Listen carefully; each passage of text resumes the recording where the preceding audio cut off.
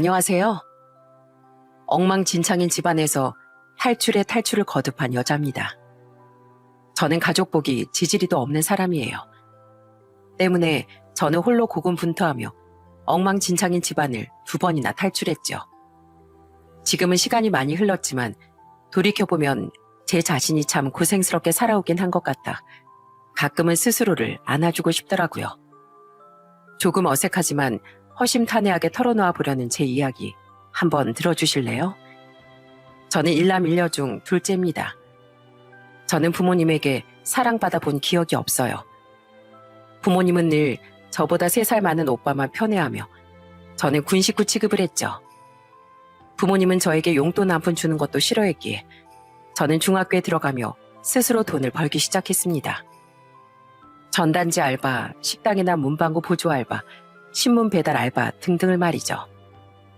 그리고 고등학교 1학년 때부턴 써주는 곳이 있어 저는 신문 배달과 패스트푸드점 알바를 병행했어요. 그런데 부모라는 사람들은 그 돈을 또 야금야금 빼앗아 가더라고요. 그러다 고3으로 올라가며 저는 부모님께 처음으로 부탁이라는 걸 했었습니다. 엄마, 아빠, 제가 그동안 친구들한테 부탁하고 독학하면서 어떻게든 공부하려고 했는데요. 이젠 한계가 보여서요. 저 대학 꼭 가고 싶은데 1년만 학원 좀 보내주시면 안 돼요? 그동안 2분께 번 돈을 많이 들여서 1년째 학원비 하기에 모아둔 돈이 턱없이 부족해요. 부탁드려요. 지금 대학 다니는 오빠처럼 대학 가면 학비 같은 건 절대 안 바랄게요. 저는 꼭 좋은 대학에 가고 싶었어요. 때문에 친구들에게 사정사정하고 아르바이트 하는 와중에도 틈틈이 집에 와서도 코피를 흘려가며 새벽까지 공부했었어요. 하지만 아무리 해도 학원을 다니는 친구들을 따라잡긴 힘들어 그런 부탁을 한 거죠. 그리고 그때 부모님은 웬일로 제 부탁을 들어주더군요. 부탁을 하고도 어리둥절했지만 덕분에 전 아르바이트를 그만두고 공부에 매진했고 악착 같은 노력 끝에 드디어 꽤 유명한 대학의 간호과에 합격할 수 있었어요. 이후 4년간 부모님 지원 빵빵하게 받던 오빠와 달리 저는 쉬지 않고 한 과외비와 장학금, 학자금 대출로 힘겹게 대학을 졸업했습니다. 그래도 열심히 노력한 끝에 전 졸업 후 제가 나온 대학의 부속병원에 취업할 수 있었어요. 그런데 그때부터 부모님은 저를 탈탈 털어가기 시작하더라고요. 너 우리가 학원비 안 내줬으면 그 좋은 대학병원에 어떻게 취업할 수 있었겠어? 그럼 은혜를 갚아야지. 그동안 키워준 은혜까지 전부 다. 워낙 어릴 적부터 부모님에게 짓눌려 살았기에 저는 당연히 그래야 하는 줄 알았습니다. 그렇게 제가 열심히 번 돈은 부모님의 생활비로 오빠의 용돈으로 들어갔죠. 그래도 그 와중에 어떻게든 조금씩 떼어서 저는 악착같이 돈을 모았어요. 그런데 제가 27살이 되던 해 부모님이 당당하게 이러는 겁니다. 이번에 네 오빠 결혼하는 거 알지? 너 그가 모아둔 돈이랑 대출 좀 받아서 네 오빠 신혼집 구하는데 좀 보태라. 대학병원 간호사니까 대출은 잘 나오겠지? 어이가 없었어요. 그리고 그날 꾹꾹 참아온 제 서름과 화가 폭발해버렸죠. 싫어요. 그리고 저 앞으로 2분한테도 용돈 안 드릴 거예요. 왜 엄마 아빠 돈 받아 쓰느라 바빴던 오빠한텐 키워준가 받기는커녕 오히려 더 퍼주고 받은 것도 별로 없는 저한테만 계속 바라세요. 그것도 날 키워준 것도 아닌 오빠 결혼 비용까지요. 얘 말하는 것 좀 봐라. 당연한 거 아니니? 넌 나중에 결혼하면 출가회인이잖아. 그런 무쓸모인 애를 여태 낳아주고 길러주고 대학도 보내줬으면 엎드려 절이라도 해야 하는 거 아니야? 반대로 네 오빤 나중에 우리 세상 떠나면 제사 지내줄 우리 집안 대들 보잖아.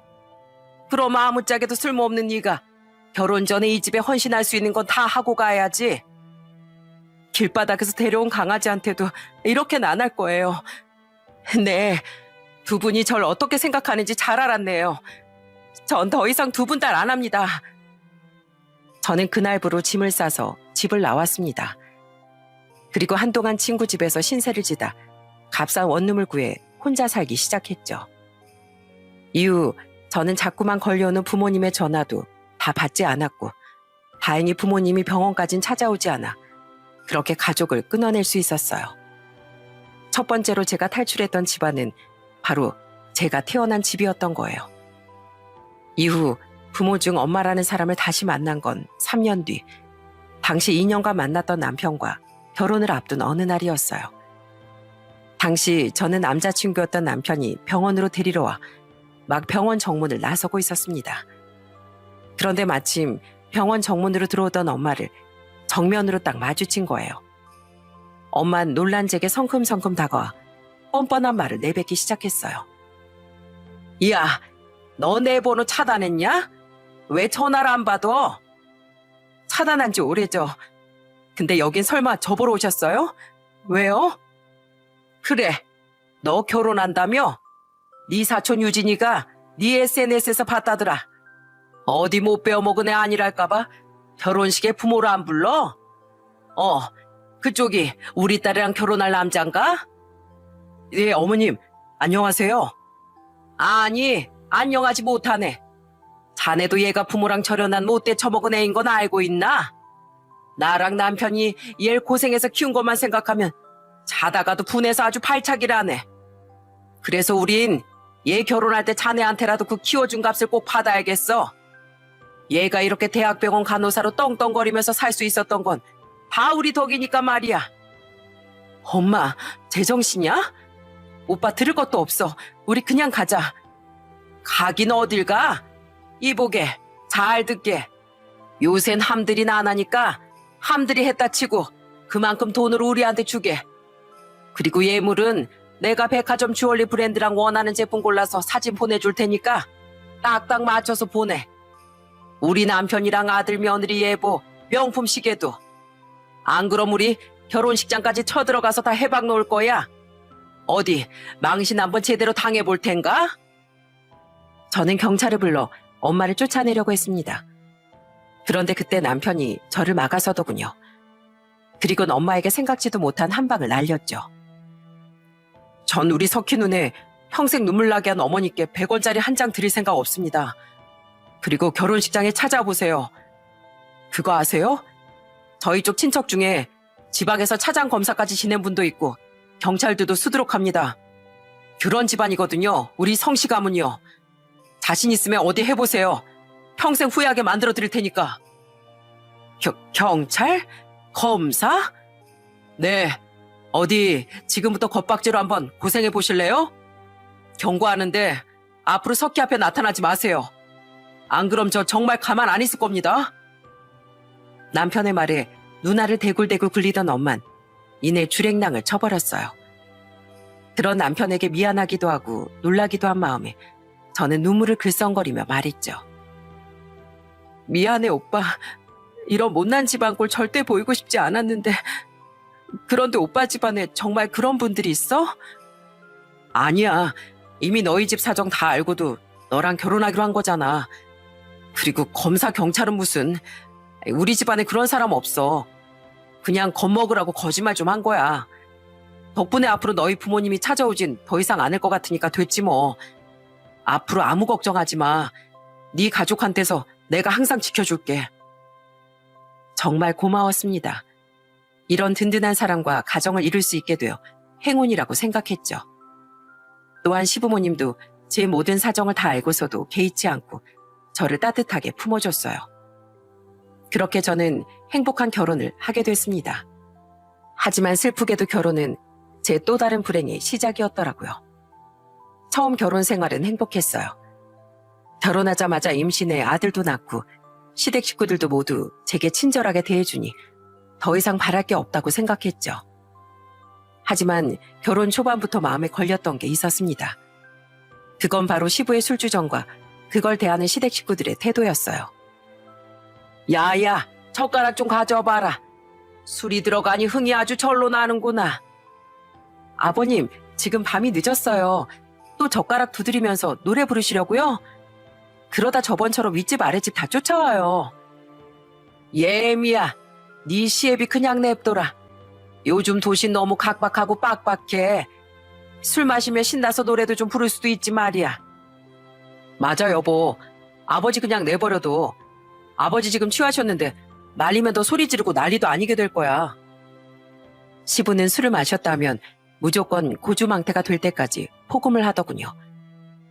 게다가 술에 취하면 소리를 지르거나 소란스럽게 젓가락을 두드리며 노래를 부르는 민폐 가득한 주사도 있었어요.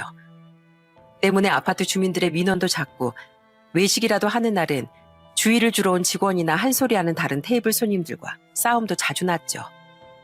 알고 보니 시부는 동네에서 소문난 주정뱅이더라고요. 그리고 시모는 말리기는커녕 요즘 사람들이 이상한 거라며 오히려 시부를 감쌌습니다. 시숙은 그러거나 말거나 관심도 없고 남편을 말려봐야 우리만 더 귀찮다며 그 상황을 회피하려고 들더라고요. 남에게 패기치는 걸 아무렇지도 않게 생각하는 시댁 식구들의 태도가 정말 잘못되고 이상하다고 생각했어요. 처음엔 아직 시댁이 어려워 조심했지만 갈수록 이건 아닌 것 같다는 생각이 들더군요. 아버님, 차라리 술을 끊으세요. 아니면 저랑 같이 알코올 중독 치료받으러 가시던가요. 저는 저라도 나서서 이런 일을 끝내야겠다고 생각했습니다. 그리고 그때부터 시댁 식구들과 저 사이에 갈등이 일어나기 시작했어요. 예, 내가 평생 이렇게 살았어도 우리 가족은 나한테 뭐라고 한 적이 없다. 그런데 어디 며느리가 시부모한테 이래라 저래라야? 그리고 나 환자 아니야. 끊으려면 언제든지 끊을 수 있는데 그럴 생각이 없는 것뿐이야. 괜히 의학적 지식이 우리보다 좀 있다고 사람 가르치려고 들지 마라. 나랑 사이 나빠지기 싫으면. 아휴, 애미 너도 참 유난이다. 그냥 내버려 두라니까 남들 배려하겠다고 결국 네 시애비 기분을 상하게 해야겠니? 여보, 뭐가 마음에 안 드는지는 알겠는데 그냥 좀 참아. 평생 그렇게 살아온 분을 어떻게 바꿔? 비정상인들 사이에 끼어있으면 오히려 정상인이 이상해 보이는 법이라죠. 제가 딱 그 꼴이었습니다. 분명 남편도 연애할 때 멀쩡했고 제가 결혼 전 인사드릴 때까지 시부모도 시숙도 멀쩡한 사람들이었는데 꼭 속은 기분이더라고요. 그런데 시부만 문제인 줄 알았더니 시간이 흐르며 지켜보자 시모와 시숙도 문제더군요. 우선 시숙은 늘 여자에게 명품이며 돈이며 다 갖다 바치는 호구였어요. 우리 형 그렇게 물건 공세만 하다 여자들한테 맨날 차요. 여자 만나고 싶은데 연애하는 법을 모르겠대. 그러지 말라고 몇 번 말해보긴 했는데 솔직히 당신도 알잖아. 우리 형 외모도 키도 몸매도 별로고 직장도 고만고만한 거. 에휴, 형이 여자들한테 갖다 바친 돈 중에 내 돈도 꽤 되는데 에휴 아까워라. 당신 돈? 당신 나 몰래 아주버님한테 돈 빌려드렸어? 어? 아니 그게 예전에 결혼 전에. 거짓말 마. 지금 당신 당황했잖아. 그때 남편의 실언 때문에 저는 남편이 저 몰래 시숙에게 돈을 몇 번이나 빌려줬다는 걸 알게 됐습니다. 그것도 확인해보니 몇십이 아니라 몇백씩을 몇 번이나 말이죠. 이후 저는 남편에게 경제권을 빼앗았고 자연스레 이후 시숙은 남편이 아닌 제게 돈을 부탁해 오더군요. 하지만 전 그 부탁을 냉정히 거절할 수밖에 없었어요. 죄송해요 아주버님. 근데 아시잖아요. 저희 이 집 사면서 대출도 엄청 많이 꼈고 그 와중에 우리 애 키우면서 돈도 모아야 돼요. 그런 우리가 아주 위급한 상황도 아니고 또 곧 헤어질 아주버님 여자친구 선물할 돈까지 빌려드릴 수는 없어요. 여태 저희 남편한테 빌려간 돈도 한 번도 안 갚으셨다면서요. 여보, 그냥 빌려주자. 형도 장가는 가야지. 조용히 해. 당신도 나빠. 그런 식으로 결혼한다고 해도 결혼 후엔 여자가 돈을 안 바라겠어? 아주버님, 전 아주버님 참 좋아해요. 제 가족이니까요. 그런데 돈으로 옆에 묶어둘 수 있는 사람은 결국 돈이 없으면 떠나가는 법이에요. 그걸 알아서 아주버님도 여태껏 능력에 비해 과한 돈을 여자들한테 지출하고 여자들은 또 결국 만족 못하고 떠나간 거잖아요.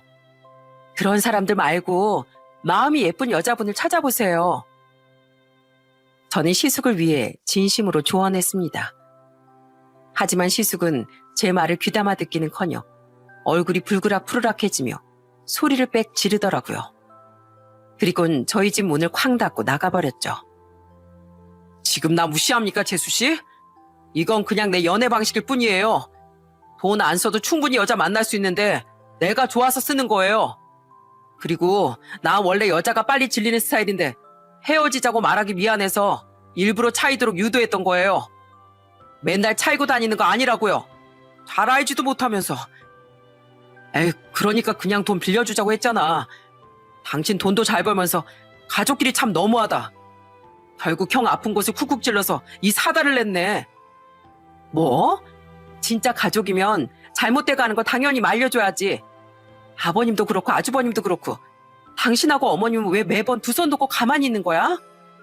시끄러운 건 딱 질색이야 난.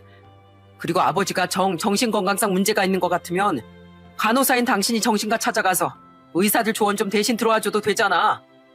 형한테도 당신 돈도 잘 버는데 가족끼리 좀 도와주면 덧나? 난 평생 당신이 당신 친정 식구들한테 시달리지 않도록 힘써줬는데 당신은 우리 가족을 위해 그 정도 눈도 못 감아줘? 어느 집에나 결점은 있는 거잖아. 우리 부모님은 당신 가정사도 마음 열고 다 받아주셨는데 참 야박하다. 돈 때문에 일어난 시숙과의 갈등은 몇 번이나 반복됐습니다. 그럴 때마다 남편은 제게 야박하다는 말을 하더라고요. 게다가 시부와 시모도 시숙의 말을 듣고 점점 저를 못마땅해 했어요. 남편과 같은 이유로 말이죠. 우린 네 사정 다 알고도 가족으로 받아줬는데 넌 왜 사사건건 우리 집안 흠을 못 꼬집어서 안달이니? 그냥 가족끼리 서로서로 좀 이해해주면 덧나니? 그래서 아버님 주사 부리시는 모습 아예 안 보려고 제가 어머님 아버님 댁에 요즘 잘 발걸음 안 하잖아요. 그리고 아주버님께도 이제 여자한테 돈 주지 말라는 주제 넘는 오지랖 안 부리잖아요. 근데 제가 뭘 어쨌다고 그러세요? 그래도 가족끼리 자주 봐야지. 아이 시부모 보기 싫다고 발길을 뜸하게 해? 그리고 네 시숙한테 오지랖 안 부리는 걸로 끝이 아니라 돈도 빌려줘야지. 그럼 어머님 아버님이 빌려주시면 되잖아요. 그럼 우리 노후자금은 어떻게 하라고? 우리한테 남은 거 노후자금이 다야. 근데 넌 네 시숙보다 아니 네 남편보다도 돈도 더 잘 벌잖아. 전 의미 있는 것도 아니고 맨땅에 힘들게 번 제 돈 쏟아붓는 짓 하기 싫어요. 이렇게만 들으면 제가 시모하는 시숙과 시부 문제로만 사이가 틀어진 것 같죠? 아닙니다. 시모 또한 두 사람에게 지지 않을 만큼의 문제가 있던 사람이었어요. 그건 바로 뒤늦게 알게 된 시모의 도벽이었죠. 이상하다. 립스틱이 없어졌네? 지갑에 넣어도 현금도 없어졌잖아. 언젠가부터 시댁에 다녀오면 제 가방에서 물건이나 돈이 없어져 있더군요. 처음엔 제가 그 핸드백을 가지고 출근도 하고 다른 곳에 외출도 했으니 제가 다른 곳에서 흘렸나 하고 말았어요. 그런데 점점 고가 화장품이나 현금까지 상습적으로 없어지니 너무 이상하더라고요. 혹시나 싶어 저는 어느 날 시모의 화장대를 살짝 뒤져봤어요. 결국 그곳에서 분명 제가 잃어버렸던 립스틱과 화장품, 팔찌 등이 다 나왔죠. 그리고 그걸 들고 따지고 든 저에게 오히려 시모는 뻔뻔하게 말하더군요. 그래, 내가 화장품이나 장신구 살 돈이 없어서 좀 빌렸다. 나중에 돌려줄 생각이었어. 가족끼리 그 정도도 못 빌리냐? 그럼 빌린다고 말을 하셨어야죠. 그리고 제 현금은 어딨어요? 현금도 가져가셨잖아요. 우리 큰아들 용돈 줬다. 그거라도 보태서 얼른 여자 물어서 장가 가라고. 그냥 시부모한테 용돈 좀 줬다고 생각하면 되잖아. 드리더라도 제 마음이 내킬 때 제가 직접 드릴 거예요. 얼른 제 돈 도로 돌려주세요. 아니면 아주버님이 주시던가요. 그날 전 잃어버렸던 물건들과 함께 돈도 시숙과 시모에게 전부 돌려받았습니다. 피곤하게 힘 빼지 않고 돈은 그냥 처음부터 없던 돈인 셈 칠 수도 있었어요. 하지만 그러면 그 뒤로도 그래도 되는 건 줄 알고 시모가 계속 제 돈을 훔칠 것 같더라고요. 그 뒤 저는 시댁에 갈 때마다 가방을 차에 두고 내렸고 시모는 못내 입맛만 다시는 것 같더군요. 그 후 시모의 도벽 때문에 골머리 썩을 일은 한동안 없었는데 어느 날 일이 또 터지고 만 겁니다. 그건 제가 친구의 결혼식에 다녀온 어느 날의 일이었어요. 집에 돌아온 저는 끼고 나갔던 귀걸이를 정리하고 있었습니다. 그런데 그 액세서리 상자에 제가 가장 아끼던 팔찌 하나가 안 보이더라고요. 이상하다. 팔찌가 대체 어디 갔지? 아침에 나갈 때까지만 해도 분명 있었는데. 근데 당신 뭐 먹어? 아까 어머니가 집에 잠깐 왔다 가셨어. 감자탕 끓였다고 좀 먹어보라고 가져다 주러 오셨대. 감자탕 오랜만에 먹으니까 너무 맛있다. 뭐? 어머님이 오셨었다고? 불길한 촉이 곤두섰습니다. 저는 당장 시모에게 전화를 걸었어요. 하지만 시모는 자신은 팔찌 같은 거 모른다며 오히려 제게 화를 냈죠. 누굴 도둑으로 보는 거야? 기껏 맛있는 거 해다 줬더니만. 하지만 제 의심은 사라지지 않았어요. 시모가 아니라면 그 팔찌가 없어질 리가 없었거든요. 그 팔찌는 그냥 팔찌가 아니라 제게 아주 소중한 거였습니다. 비싸게도 비쌌지만 무엇보다 그건 제가 대학에 갈 수 있도록 열심히 도와줬던 고등학교 시절 친구들이 제 결혼 선물로 돈을 모아 해준 의미 있는 선물이었거든요. 때문에 저는 팔찌 사진과 시모 사진을 보여주며 시댁 근처 금은방과 전당포까지 돌아다니기 시작했습니다. 아니나 다를까 저는 한 전당포에서 제 팔찌를 발견했어요. 이분이 제 시어머니인데요. 혹시 이런 팔찌 맡기러 온 적 있으실까요? 이거 저한테 무지 중요한 거라서요. 예. 여기 있긴 한데 돈이 있어도 당사자 아닌 사람한테 무턱대고 돌려줄 수는 없어요. 정말 기가 차지 않습니까? 그리고 더 황당했던 건 그 사실을 걸린 뒤 시모의 태도였어요. 그래도 내가 팔진 않았잖아. 나도 네가 아끼는 물건인 것 같아서 금방 다시 찾아서 돌려놓으려고 했어. 이번엔 우리 큰아들이 꼭 돈 갚는다고 했단 말이야. 시모는 또 시숙에게 돈을 빌려주려 제 팔찌를 훔쳐갔던 겁니다. 진짜 환장하겠더라고요. 저는 당장 돈부터 내놓으라고 큰 소리 쳤어요. 안 그러면 저 아주버님 회사로 찾아가서 돈 받아낼 거예요. 진짜 아주버님 망신 당하는 걸 보실래요? 뭐? 아이고, 이 은혜도 모르는 거. 갈 곳 없는 머리 검은 짐승을 은혜로 거두었더니 은혜 은자도 모르는 금수였구나. 다행히 시모는 아직 그 돈을 시숙에게 주진 않은 상태였습니다. 때문에 그 돈으로 저는 제 팔찌를 되찾을 수 있었죠. 그 일은 잘 해결됐지만 정말 뭐 이런 집구석이 다 있나 싶더군요. 정말 진절머리가 나서 시댁 식구들을 안 보고 살아야 하나 수도 없이 고민했어요. 하지만 저와 다툴 때마다 시댁 식구들과 남편이 제게 하던 말 있었잖아요. 결혼 당시 제게 베풀어줬다는 그 관용과 은혜 말입니다. 처음엔 전 정말 내가 이 정도는 참아줄 수 있는데 그들에 비해 포용력이 없는 이기적인 사람인가 싶었습니다. 하지만 해가 거듭될수록 깨달은 거예요. 그들은 결혼 당시 잘해줬던 일을 빌미로 저를 가스라이팅하고 있었다는 걸 말입니다. 그 사실을 깨닫자 그때부터 가족들에게 가지고 있던 고마움은 사라지고 점점 이 집안에서 벗어나고 싶다는 생각이 들더라고요. 그럴수록 남편과 시댁 식구들과의 사이는 점점 악화되어 갔죠. 시부모는 저를 받아준 은혜도 모르는 애라고 몰아세웠고 저는 그런 시댁에 정이 떨어져 완전히 발길을 끊기에 이르렀어요. 그러자 늘 시댁 편을 들던 남편은 제 마음에 비수까지 꽂더군요. 당신은 가족 소중한 걸 몰라. 그런 사람이니까 자기를 낳아준 부모랑도 절연하지. 그러니까 자기 오빠 좀 도와달라는 것도 매몰차게 거절했고. 정말 큰 상처였습니다. 그동안은 아이에게 좋은 가정을 물려주고 싶었고 남편과 시댁 식구들에게도 그래도 고마웠던 마음으로 버티고 버텼지만 그날 전 모든 게 바보 같은 일이었음을 깨달았죠. 저는 그때부터 조용히 이혼을 결심했어요. 그런데 바쁘기로 유명한 대학병원에서도 응급실 간호사로 일하고 있다 보니 한동안 이혼 얘기를 꺼낼 정신이 없더군요. 사람이 너무 피곤하면 아무 말도 하지 않고 쉬고 싶지 않습니까? 제가 딱 그랬어요. 그러다 보니 얘기해야지 하며 자꾸만 뒤로 미루게 되더라고요. 그러다 제가 결혼한 지 4년째 됐던 어느 날 결정적인 사건이 일어났습니다. 당시 전 나이트 근무라 며칠째 밤부터 아침까지 근무를 하고 있었어요. 그런데 새벽 1시쯤 됐을 땐가 응급실 밖에서 큰 소란이 들리더군요. 지금 우리 안 사람이 아파서 어쩔 줄을 몰라 한다고. 여기 간호사가 우리 며느리예요. 김석희라고?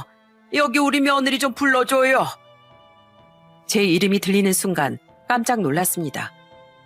그 목소리의 주인공은 바로 시부더라고요. 놀라서 달려가니 시부가 시모를 등에 업은 건지 그냥 팔만 목에 두르고 질질 끌고 온 건지 모르겠는 자세로 소리치고 있더군요. 시모는 자신과 키가 비슷한 시부의 등에 우스꽝스럽게 엎인 모양새로 두 발은 땅에 질질 끌리고 있더라고요. 시모는 눈을 개슴츠레 뜬 상태로 주위를 두리번거리는 것 같았는데 저를 발견하곤 갑자기 시부보다 목청껏 소리 높여 저를 불렀습니다. 아이고 머리야. 여보, 우리 며느리 저기 있네요. 예미야, 나 머리가 아파서 돌아가시겠다. 저기요, 응급실에도 순서가 있으니까 잠깐 기다려달라고 말씀드렸잖아요.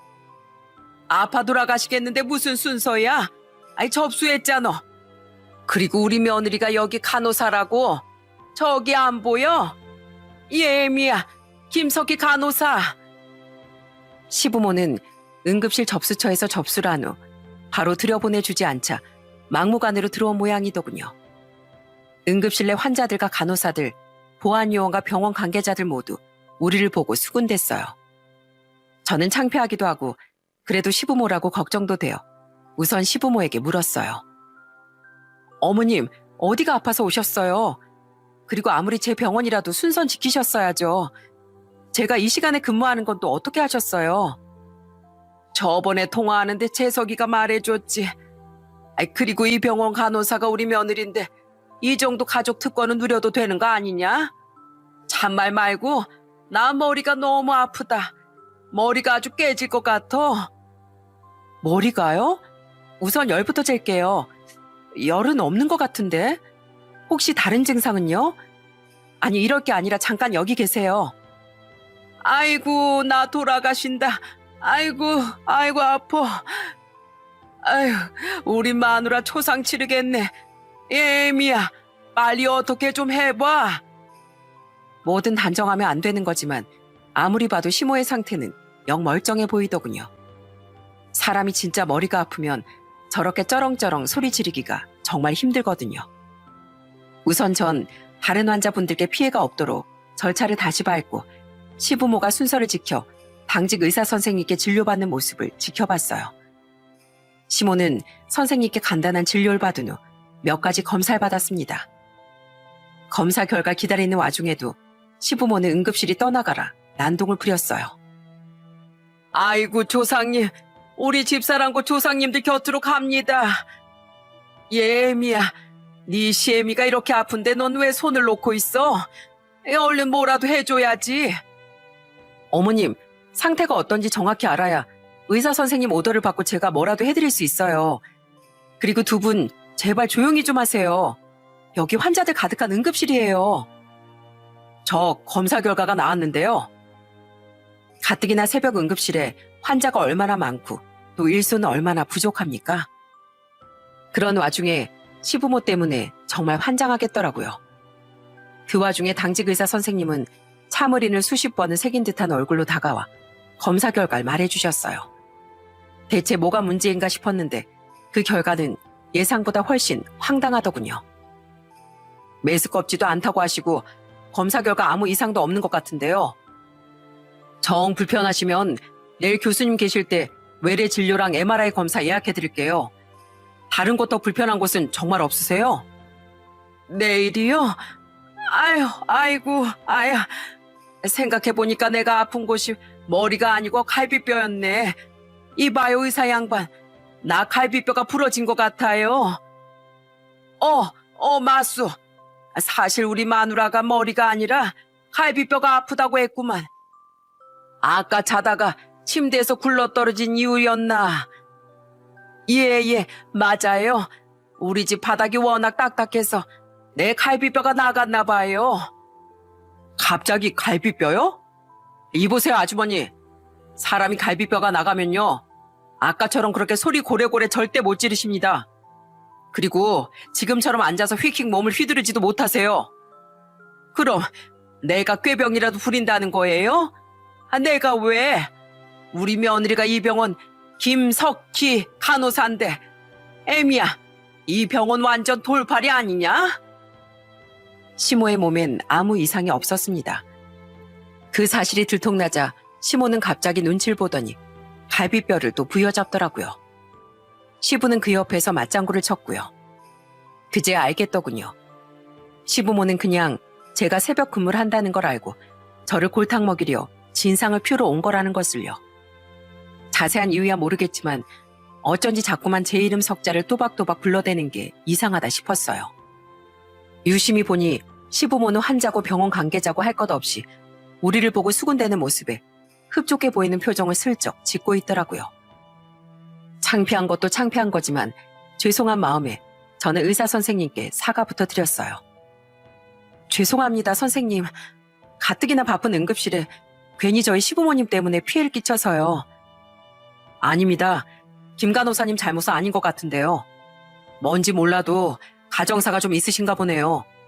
근데 김 선생님, 더 이상 이분들이 여기서 소란 피우는 걸 봐드리긴 힘들 것 같아요.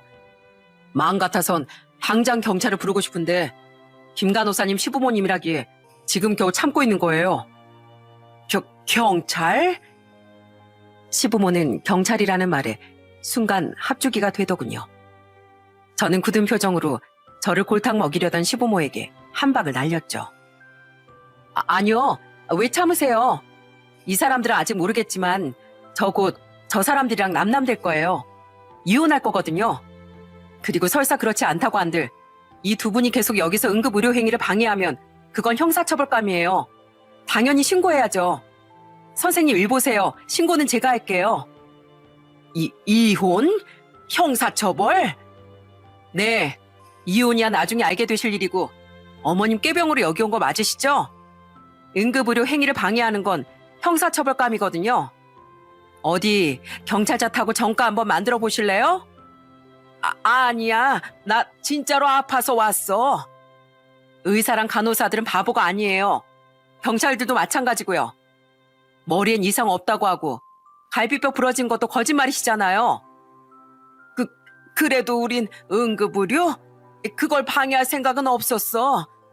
그냥 나랑 집사람은 애민이가 얄미워서 이렇게라도 골탕 한번 먹여주려고. 여보, 조용히 해. 자진 실토해 주시네요. 마지막으로 기회 드릴게요. 잽싸게 도망가실래요? 아님 경찰차 타실래요? 저 지금 바로 112 누릅니다. 간다고. 제 으름장에 결국 시부모는 줄행랑을 쳤습니다. 시부에게 요상한 모습으로 업혀왔던 시모는 자기 두 발로 아주 잘만 달리더라고요. 저는 그 뒤에 대고 소리쳤어요. 응급실 검사비 진료비 비싼 거 아시죠? 꼭 계산하고 가세요. 안 그럼 신고 들어갑니다. 사실 시부모 정도의 방해 행위로 형사처벌을 받을 수 있다는 말은 거짓말이었어요. 그 정도는 의료진을 겁박하거나 물리적 행동을 취하는 사람들에게 해당되는 얘기였죠. 하지만 이렇게 겁을 주지 않으면 보안요원이나 경찰에게 끌려나간다 한들 나중에 또 찾아올 것 같아 그런 거짓말을 한 겁니다. 5년 전 남편이 제 엄마란 사람에게 했던 것처럼 말입니다. 저는 그날 환자분들과 병원 관계자분들 모두에게 한 사람 한 사람 머리 숙여 사과했습니다. 그리고 퇴근하자마자 출근 준비를 하고 있던 남편에게 소리쳤어요. 야, 네가 이겼다. 니네 가족이 이겼어. 나 이제 완전 항복. 당신 부모가 내가 얄밉고 괘씸하다면서 응급실까지 찾아와서 난동 부린 거 알아? 경찰 부른다니까 그제야 도망가더라. 나 아주 시겁했어. 나 아주 당신 부모한테 두 손 두 발 다 들었어. 우리 부모님이? 그러니까 진즉 우리 가족이랑 반목 좀 하지 말라고 했지. 이게 다 결국 당신이 자초한 일이야. 그건 그렇고 항복? 잘 생각했어. 당신도 결국 반목하는 것보다 참고 이해하는 게 편하다는 걸 알게 된 거지? 그럼 앞으로 우리 아버지 술주정 보기 싫다고 우리 집 전만큼 안 가던 것도 그만두고 부모님 자주 뵈러 가는 거다. 형한테 돈도 잘 빌려주고 엄마가 가끔 뭐 좀 훔쳐가는 그것도 그냥 눈 감아주고. 어? 아니다. 그냥 훔치시기 전에 미리 선물도 용돈도 많이 드리면 되겠네. 이제야 우리 집에 평화가 찾아오는구나. 남편은 한심하게도 헛다리를 짚고 김칫국을 마시고 있더군요. 저는 그런 남편에게 비웃음을 흘리며 이혼을 선언했어요. 웃기고 있네. 난 항복하고 이 집 가족 탈퇴할 테니까 앞으로 그딴 거 당신 혼자 다 해. 난 진즉 당신 집안 사람들한테 오만정 다 떨어졌고 당신한테도 마찬가지야. 이혼해. 뭐? 이혼? 아니 여보, 무슨 이런 일로 이혼이야. 솔직히 당신만 다 좀 참고 이해하면 우리 집에 소란 일어날 일이 뭐가 있었어. 이번에도 우리 부모님이 오죽했으면 그런 유치한 짓까지 하셨겠냐고. 당신 기억 안 나? 내가 결혼 전에 당신을 위해 어떻게 했는지. 우리 부모님이 당신을. 그놈의 결혼 전에 좀 그만해. 내가 당신이랑 당신 부모한테 빚졌니? 그래, 나 받아주고 우리 엄마 끊어내준 거 고마워. 근데 그게 무슨 내 목숨을 살려준 거야? 목숨 살려준 은인도 이렇게까지 생색은 안 내겠다. 나 키워준가 대학 보내준가 갚으라고 독촉하던 부모도 버린 사람이야. 그런데 내가 고작 평생 남으로 살았던 당신이랑 당신 부모는 못 버리겠어? 당신하고 당신 부모는 나한테 은인이 아니라 빚쟁이였어. 툭하면 이렇게 빚 갚아라 저렇게 빚 갚아라 생색내고 괴롭히던 빚쟁이. 빚쟁이? 그래. 당신 부모는 날 받아준 게 이만큼 생색낼 정도로 큰 선심을 써야 했던 일 같으니까 그 선심 더 안 써도 되게 내가 물러나 줄게. 그리고 우리 엄마 쫓아내준 건 그동안 당신 가족 참아준 걸로 충분히 퉁칠 수 있을 것 같거든? 그러니까 빚쟁이 놀이 그만하고 내 인생에서 사라져. 제 말에 남편은 자신은 절대 이혼 못한다고 버텼어요. 그러면서 끝까지 자신과 자기 가족은 잘못 없고 저만 잘못했다고 하더라고요. 이혼도 싫다, 잘못 인정하기도 싫다. 정말 어쩌자는 건지 모르겠더군요. 그러거나 말거나 저는 짐을 싸들고 아들과 집을 나와 호텔로 가버렸어요. 남편은 출근조차 않고 발을 동동 구르며 아이는 절대 못 데려간다고 소리쳤는데 제가 이렇게 말하자 꼬리를 깨갱하며 내렸습니다. 그래? 알았어. 그럼 애는 두고 갈게. 당신이 혼자 돌봐. 제가 준비해 놓은 것이 없으면 저 없인 애 밥도 잘 못 챙겨주는 인간이 혼자 애를 맡으려고 했겠습니까? 그저 애를 빌미로 붙잡으면 제가 못 나갈 줄 알았던 거죠. 하지만 제가 단번에 저렇게 말하자 남편은 진짜 두고 나가려고? 하며 말문이 막혀 하더라고요. 그 한심한 모습에 저는 혀를 내두르며 아이와 함께 나와버렸죠. 내가 정말 눈에 콩깍지가 단단히 휘었던 건지 어쩌다 저런 한심한 인간을 만났나 하는 생각이 들었습니다. 이후 저는 임시로 월세집을 구해 아들과 머물며 변호사를 선임해 이혼 소송을 시작했어요. 남편이 자긴 절대로 이혼 못한다고 버텼거든요.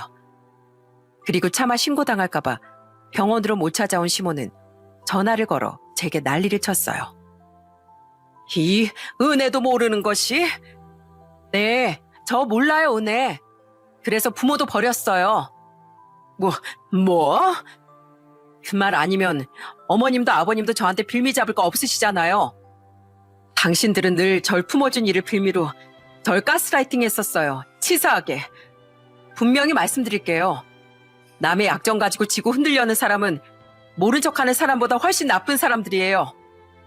그건 남의 상처를 몇 번이나 들쑤시는 일이니까요.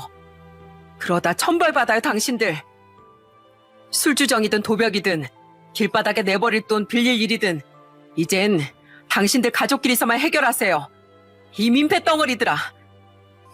두 번 다신 볼 일 없다는 생각으로 내지르니 속이 다 시원했습니다.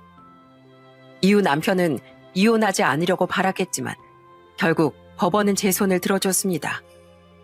또한 아이가 원하기도 했고 법원은 제가 아이를 더 잘 키울 수 있다고 판결해 양육권도 제게 넘어왔죠. 남편은 자신이 시부모의 도움을 받으면 아이를 돌볼 수 있다며 양심도 없이 다시 애를 데려가려고 했지만 어림없는 소리였어요. 저는 시모의 도벽, 주정뱅이 시부의 실체, 여자에 빠져 희희낙낙하고 다니는 시숙과 방관자인 남편까지 그 집안에 왜 애를 보내면 안 되는지 변호사를 통해 열변을 토했습니다. 그 결과 전 적당한 재산 분할과 함께 다달이 아이 양육비도 받을 수 있게 된 거예요. 그 뒤 한심하게도 전 남편은 이혼한 지 1년 만에 아이를 보러 오지 않더군요. 이럴 거면 왜 대체 그 긴 법정 싸움에서 양육권을 주장했나 싶었죠. 그런데 알고 보니 웬 저처럼 불쌍한 여자 하나 꼬셔서 만나고 있던 거더라고요. 어떻게 알았냐고요? 이혼한 지 1년 반 뒤 그 한심한 인간이 제게 직접 전화해 재혼한다고 자랑을 해댔거든요. 봤지? 난 당신 같은 여자 없어도 충분히 행복 찾을 수 있는 녀석인 거. 이 사람은 당신이랑 다르게 되게 순하고 착해. 난 이제 당신도 미안한 얘기지만 우리 지환이도 다 있고 아주 행복하게 살 거야. 아, 그래? 그래라. 그 한심한 말에 제가 무슨 대꾸를 하겠습니까? 그냥 속으로 열심히 비웃어주며 저렇게 말을 하곤 끊었죠. 그렇게 전 남편은 재혼을 했고 그 뒤로 꼬박꼬박 양육비는 잘 보냈으니 저는 전 남편을 전혀 신경 쓰지 않고 잘 살았어요. 새로 이사한 전셋집도 마음에 쏙 들고 우리 아들도 건강하게 무럭무럭 자라줬죠. 그런데 전 남편은 재혼한다고 한 지 2년 뒤 제게 전화해 무지하게 징징대더라고요. 우습게도 그놈은 또 자기 가족들 때문에 이혼을 당했다고 해요. 당신하고 당신 가족, 그 여자한테 나한테 한 거랑 똑같은 짓거리 해댔구나? 아이, 몰라 진짜. 들어보니 시댁 인간들과 전 남편은 그 여자에게 똑같은 짓을 해댄 게 맞더군요. 게다가 이번엔 저 때와 달리 가스라이팅 할 명분도 없었으니 그 여자가 저보다 더 빠르게 전 남편을 버려버린 겁니다. 이게 다 형 때문이야. 우리 형 이제 돈 써도 만나주는 여자가 없으니까 돈을 써서 술집 여자들 만나고 다녔거든. 근데 그 여자들이 요구하는 돈이 어디 한두 푼이었겠어? 그러다가 웬 꽃배만에 단단히 올려서 그 여자랑 사업한답시고 부모님 노후자금까지 빼앗아 갔어. 이번엔 꼭 성공해서 갚는다고. 근데 성공은 개뿔. 그 돈 다 날리고서도 우리 형 정신 못 차리고 그 여자한테 계속 돈을 퍼줬어. 나도 그런 형한테 돈 계속 빌려주다가 결국 이혼당했고, 당신처럼 돈 못 빌려주게 할까봐 처음부터 내가 경제권 꽉 틀어지고 있었는데 그게 다 들통나서 말이야. 그 시숙이란 인간은 결국 시댁을 완전히 주저앉혔더군요. 물론 시부모 탓도 있었겠지만 어쨌든 전 남편을 또 이혼시키고 노후자금을 날린 시부모는 시숙과 함께 집을 팔고 전셋집으로 이사를 갔다고 했죠. 시숙이 사업 망하며 얻어온 빚을 갚으려고 말입니다. 난 이제 알았어. 우리 가족은 날 망가뜨리는 악의 원흉이야. 그래서 나 우리 형이랑 부모님이랑 다 연락 끊었어. 여보, 우리 가족 아니었으면 사실 사이 좋았잖아. 안 그래? 나 당신이랑 지환이랑 다시 시작하고 싶어. 당신도 친정이랑 연 끊고 살면서 혼자 애 키우기 힘들지 않아? 우리 다시 시작하자. 어떻게 보면 나도 당신처럼 가족에 의한 피해자야. 헐, 미안하지만 딴 데 가서 알아보시겠어요? 그리고 당신 가족이 이혼에 큰 비중을 차지하긴 했지만 결정적인 이유는 당신이었어. 그걸 아직도 몰라? 그리고 당신이랑 난 전혀 달라. 난 바보같이 이용당할지언정 남에게 피해는 끼치지 않았고 어떻게든 스스로 빠져나오려고 최선을 다했어. 그런데 당신은 뭐야? 내 벌이만 믿고 나만 희생시켜서 시댁의 평화를 지키려고 하지 않았어? 게다가 다른 여자한테도 똑같이 굴다가 이혼당한 주제에 어디서 피해자 코스프레야? 꿈도 꾸지 마. 당신 아직 나한테 화 많이 났구나. 그럼 우리 지환이 생각해서라도 나 한 번만 받아줘. 어? 야, 양심 있으면 우리 아들 얘긴 꺼내지도 마라. 어? 여자랑 재혼하겠다고 애가 보고 싶다고 전화했는데 뚝 끊어버린 인간이 이제 와서 뭐? 네가 진짜로 애 아빠로서 티끌만한 양심이라도 있으면 애 핑계로 뭐든 하려고 하지 마. 그리고 너처럼 창피한 인간 차마 애한테 아빠라고 이제 와서 다시 보여주기 싫거든? 정 애 보고 싶으면 멀쩡한 정신부터 머리에 박은 뒤에 다시 찾아와. 그전엔 어림도 없어. 저는 그렇게 전화를 끊어버렸습니다. 그나마 티끌만큼의 양심이라도 있었던 건지 전 남편은 지금껏 아이를 빌미로 연락은 하지 않고 있어요. 꼬박꼬박 아이 양육비를 보내며 가끔 애 사진만 보내달라기에 이혼한 지 5년이 지난 지금 아이 사진은 보내주고 있는 중입니다. 지금 전 남편은 자기 가족을 끊어내고 쓸쓸히 혼자 살고 있나 보더라고요. 요즘 9살이 된 아들은 아빠가 보고 싶은지 한 번씩 아빠 이야기를 묻곤 합니다. 때문에 저는 신중히 고민한 후 전 남편에게 아이만은 한 번씩 보여주며 살려고 해요. 적어도 과거를 후회하고 아이를 보고 싶어하는 전 남편의 마음만은 진심인 것 같으니까요. 부모의 이혼과 아이의 문제는 별개잖아요. 하지만 여전히 전 아이 외의 일로 전 남편과 엮일 생각은 전혀 없습니다. 아직까지 제 부모와 오빠라는 사람들의 소식은 들려오지 않고 있어요. 별로 보고 싶지도 않지만 그 사람들에게 전 지금껏 돈이 아니면 한 번 보고 싶지도 않은 쓸모없는 존재가 맞았다는 거겠죠. 그러니 저는 앞으로 이제 지긋지긋한 다른 가족이란 존재와는 더 이상 엮이지 않고 세상 유일한 내 가족, 내 편인 우리 아들과 둘이서만 잘 살아가려고 합니다. 저는 건강하게 아주 오래오래 살면서 혹시 아들이 저처럼 힘든 시간을 마주했을 때 혼자 외롭지 않도록 든든한 아들의 버팀목이 되어줄 거예요. 저에겐 없었던 부모라는 역할을 그렇게 아들에게 오래도록 해주고 싶다는 게 제 남은 인생의 바람이자 목표거든요. 솔직히 전 평범한 남들보단 조금 불공평한 출발선에 서서 인생을 시작했던 것 같습니다. 신이 처음 건네준 부모라는 제비뽑기에서 꽝을 뽑았으니까요. 그리고 그 뒤로도 꽤 운이 없는 삶을 살아오며 뼈저리게 느낀 건 세상엔 공짜가 없다는 사실이었어요. 제가 부탁한 학원비를 가지고 제 부모가 결혼 당시 가정 환경이 복잡했던 절 받아준 일로 전 시부모와 전 남편이 제게 대가를 요구하거나 그걸 빌미로 가스라이팅을 했던 것처럼 말이죠. 세상엔 선의를 가지고 도움의 손길을 베푸는 좋은 분들도 참 많지만 제 부모와 전 남편 또 시댁 식구 같은 인간들 또한 득실거리니 많은 분께서 꼭 세상엔 공짜가 없다는 말을 염두에 두고 사셨으면 해요. 마지막으로 덧붙이고 싶은 말이 있습니다. 누군간 저처럼 가스라이팅 당하고 살지 마시길 바라는 마음의 말이죠. 누군가 베풀어준 은혜와 도움은 상대방이 그것을 빌미로 나를 옥죄기 시작할 때 더 이상 은혜와 도움이 아니라 빚이 되는 법이더군요. 그 순간부터 그 사람은 은인이 아니라 이미 빚쟁이로 변해 있으니 부채감에 과거의 저처럼 끌려다니지 마시고 얼른 벗어나시길 바랍니다. 갚아야 할 빚이 정말 남아있다면 얼른 갚고 이미 갚고도 넘쳤다면 뒤도 돌아보지 말고 도망치세요. 그러게 정신 바짝 차리고 여러분의 인생은 여러분의 손으로 반드시 지켜내시길 바랍니다. 제 사연이 채택된다면 나가는 시기가 추석 전일지 연휴 당일일지 혹은 후일진 모르겠네요. 그때가 언제가 됐든 간에 모두 즐거운 한가위 보내시길 혹은 되셨기를 바랍니다. 제 사연 들어주셔서 감사드려요. 그럼 평안한 하루 보내세요.